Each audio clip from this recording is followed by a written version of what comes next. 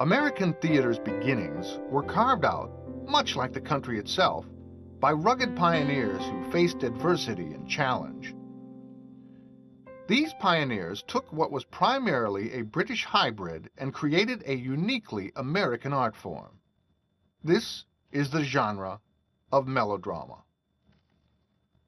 Now, melodrama was not created by the American theater.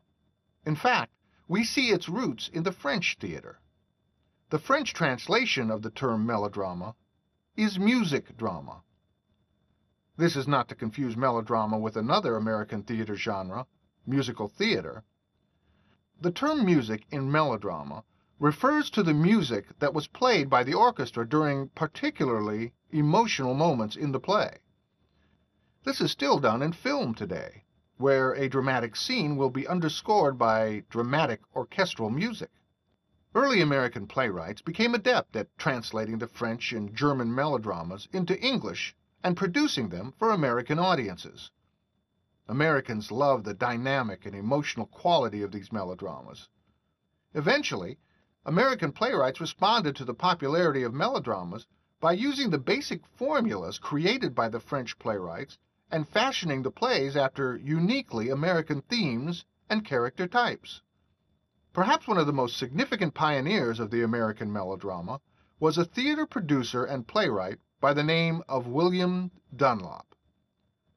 Dunlop is often referred to as the father of American drama. He began his playwriting career by translating French and German melodramas into English. Soon, he began to fashion these melodramas into distinctly American themes with American locations.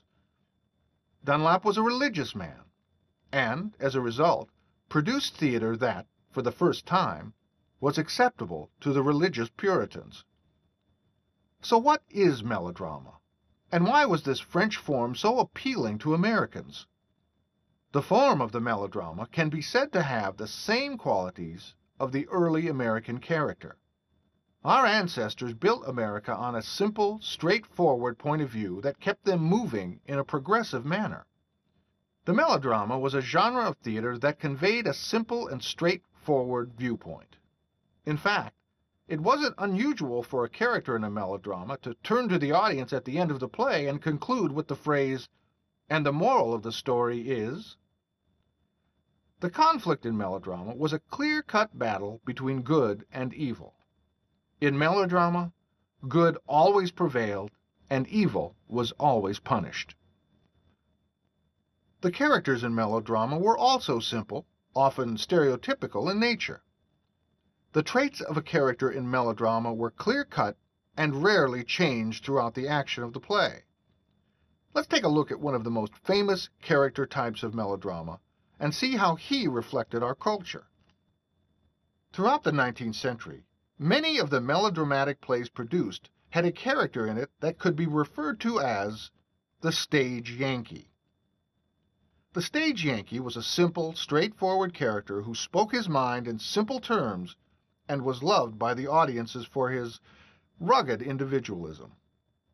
The stage Yankee was not a wealthy individual. He came from modest means. He was often a servant to the melodramatic hero of the play. It was his rugged, uncomplicated manner that endeared him to the audiences and made him a role model for the young audience members. The first time that the stage Yankee was seen on a play was in Royal Tyler's historic play, The Contrast. The stage Yankee's name in The Contrast was Jonathan Plowboy, indicating the character's rural outlook. Throughout the following century, and even to an extent in today's theater and film, there has always been some version of the stage Yankee. The urban version of the stage Yankee was a character who was identified as the Fireboy. In the urban areas of early American life, there were a band of volunteer firemen, often made up of rugged young men who had the reputation of working hard and playing hard. When they weren't saving a building from being consumed by a fire, they were often at the local pub looking to get into a fist fight. These real-life urban heroes were also a staple on the American stage. Other stereotypical characters were the ethnic types. In early America, the theater community was made up of artists of English and Irish descent. However, early America was an extremely diverse culture. The theater artists of this time wanted to put all the cultures on the stage to create a true representation of the American landscape.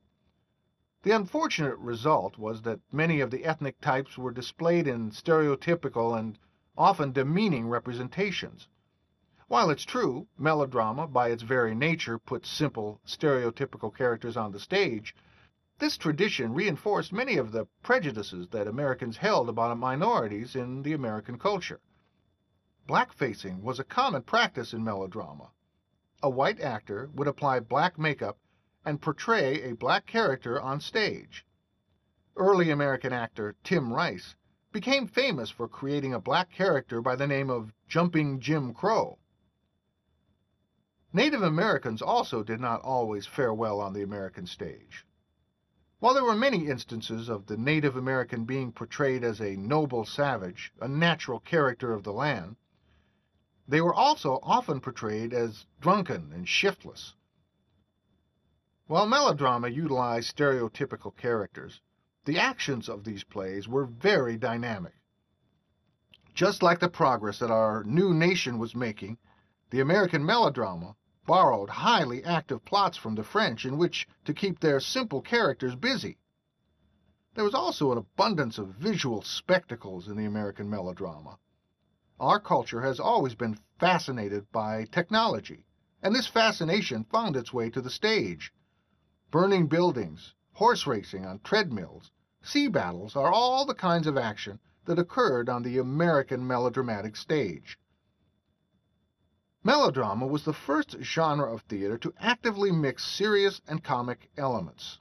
The melodramatic playwright prided himself on knowing when to increase a highly emotional scene and when to relieve the tension with comedy. Emotions played a big part in melodrama.